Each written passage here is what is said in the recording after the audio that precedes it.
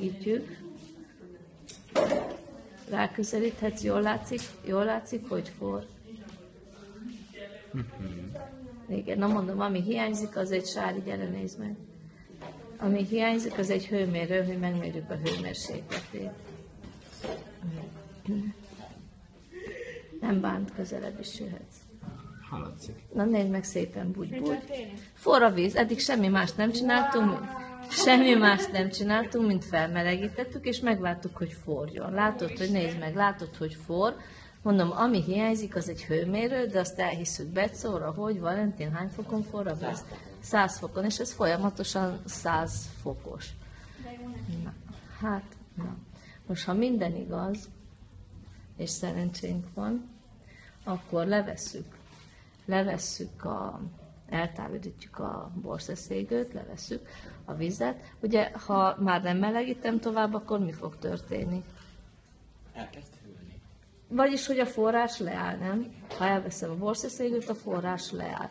És de miért? Mert hogy a hőmérséklet csökken, ugye, és 100 alatt nem forr a víz. Na most akkor azt csináljuk, hogy jég segítségével fogjuk felforralni a vizet.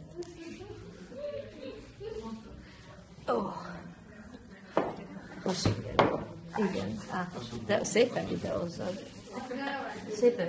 Mert feltesszük az izére. Benne akar? De akkor legalább nem.